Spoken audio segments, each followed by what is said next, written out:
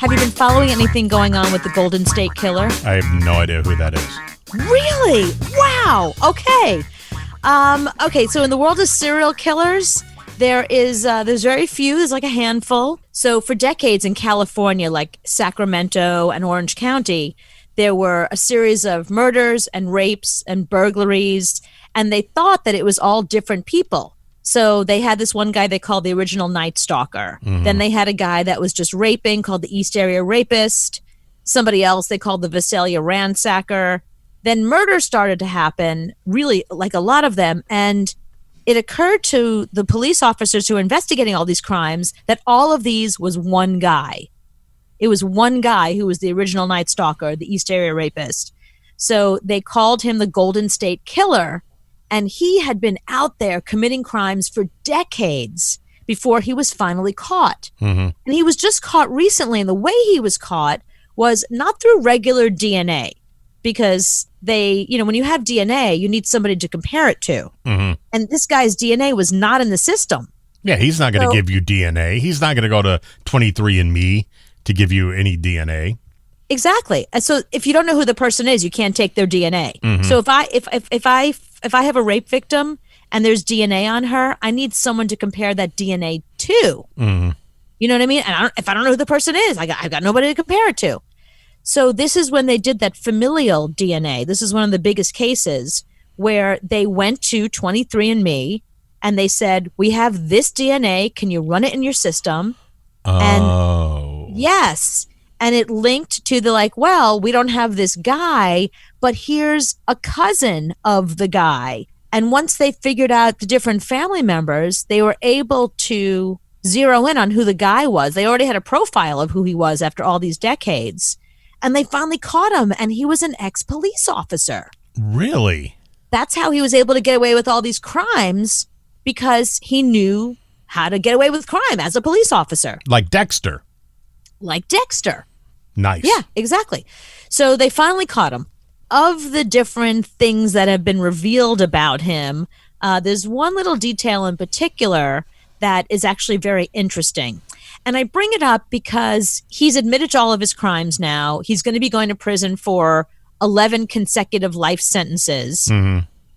So now they're allowing the victims to come forward with victim impact statements. And they all seem to be saying the exact same thing that might explain why he was the East Area Rapist. Listen to this one victim impact statement. It is my hope that you punish him to the full extent of the law for the horrific crimes he committed. He admitted that he caused all the suffering and misery to so many victims over the past 40 plus years. He truly is an evil monster with no soul. Did his little penis drive him to be so angry? Oh, no. Yes, there it is. So he had to sit there in court while all his victims, all his rape victims, got up there and talked about his tiny penis in open court. This is how his day went today. Oh, no.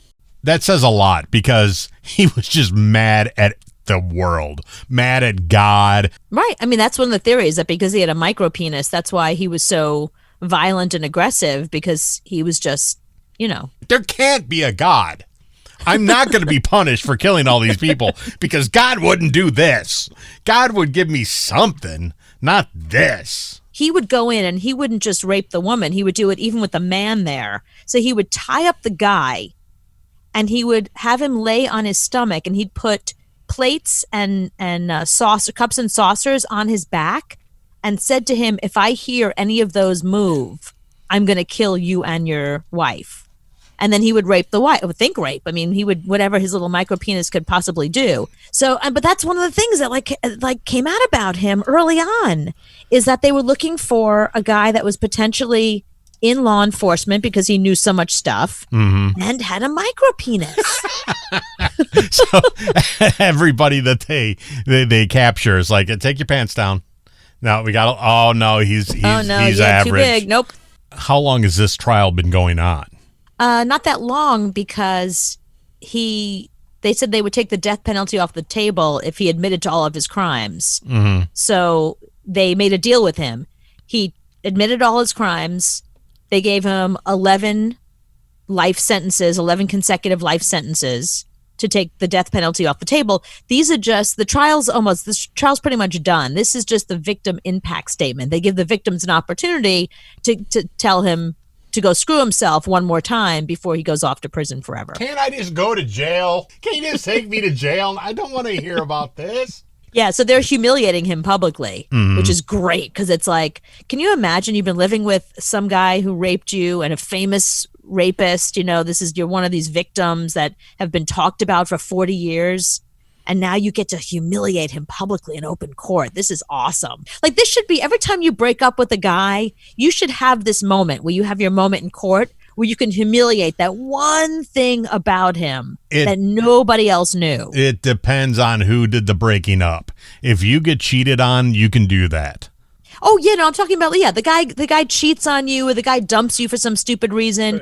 Right. They should have to stand up in court one day, and you get that one day to say, he always cried after sex. Well, her butt looks like she sat in kitty litter.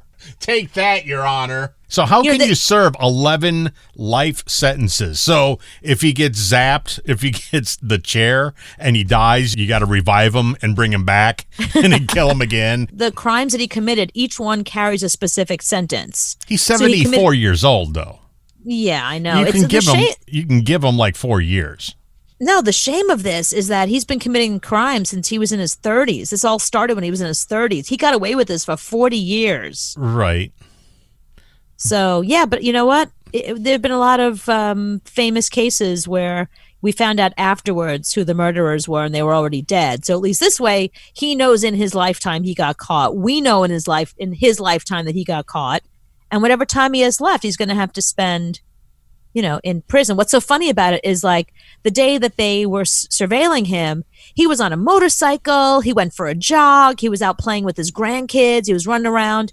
As soon as they nab him, he suddenly is pretending that he's very old and feeble and he has to be in a wheelchair, and it's such an act. Yeah, it is Bill such an act that he's 74 going on 24 day before he's caught. Now suddenly he's got one foot in the grave. But I love that he's in court when they're talking about his little winky, and the whole time he's wearing a mask. So as long as he doesn't get COVID, the best thing that could happen to you is you get COVID. Exactly. Well, once he gets to prison, my guess is he probably will get COVID. Right.